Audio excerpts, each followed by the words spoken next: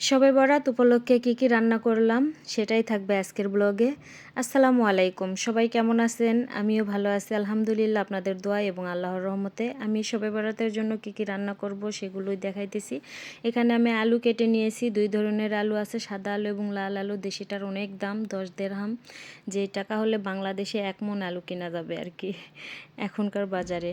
তো আমি এখানে কিছু মাংস ভিজাইছি, এই আলু দিয়ে মাংস দিয়ে রান্না করব আমাদের বগুড়াতে যেভাবে রান্না করে ওইভাবে আর কি। আর এখানে দুধ কিছু ভিজাইছি, পায়েস রান্না করব। এই দুধগুলো একবারে মাজরা থেকে নিয়ে আসা হয়েছিল, ওজবা থেকে, একবারে ফ্রেশ আর কি। এগুলো কোনো প্রসেসিং করানো নয়, এগুলো বাংলাদেশের মতো আর কি, যেভাবে ফ্রিজে রাখি আবার গলানো আমরা খাই আর কি সেটা। আর এখানে যেগুলো নর্মাল মার্কেটে পাওয়া যায় ওগুলো তো ডেট দেওয়া থাকে, এভাবে বরফ করতে হয় না, নর্মালে ফ্রিজে রাখলেই হয় আর কি। তো আমি সবগুলো কেটে রেডি করে নিয়েছি। এখানে পেঁয়াজ কেটে নিয়েছি, এই আলুটা দিয়ে আর সিমটা দিয়ে ভাজি করব, আর এই আলুগুলো দিয়ে আমি মাংস দিয়ে রান্না করব। তো সব কিছু ধুয়ে আমি রেডি করে নিচ্ছি। এদিকে হচ্ছে দুধ দিয়ে তো হালুয়া রান্না করব, যেহেতু রুটি বানাবো, রুটি খাওয়ার জন্য। আমাদের এলাকায় কোন কোন এলাকায় এভাবে বানায় জানি না, তবে আমাদের এলাকায় শবে বরাতের সময়, কুরবানির সময় রুটি, হালুয়া, পায়েস এগুলো মানে করে আর কি। জানি না হাদিসে নাই, কিন্তু এগুলো আর কি খাওয়ার জন্য সবাই শখ করে বানায়। তো আমি এখানে কিছু আতপ চালের গুঁড়া আর কি ভেজে নিয়েছি, কিছু দুধ জাল করতেছি, আরও দুধ দিব, দিয়ে আমি অলরেডি দিয়ে ফেলছি। আমি পায়েস আর কি হালুয়াটা রান্না করতেছি।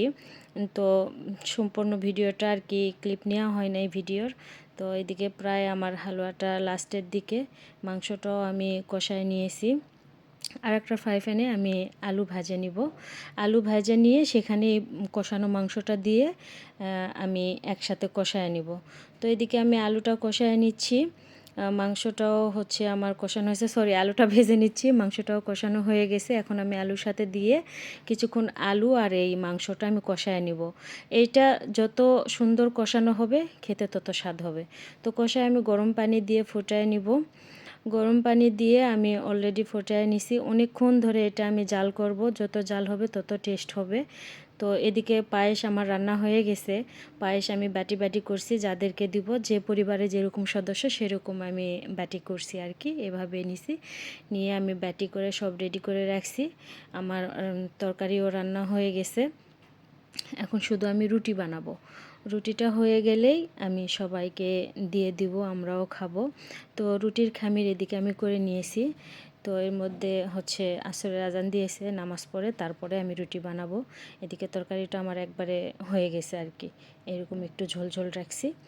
তো রুটিটা আমি ভেজে নিচ্ছি, দুই দিকে দিয়েছি যাতে তাড়াতাড়ি হয়, কারণ একা একা না একটু টাইম লাগে। তো রুটি কাম তো একটু লেটা।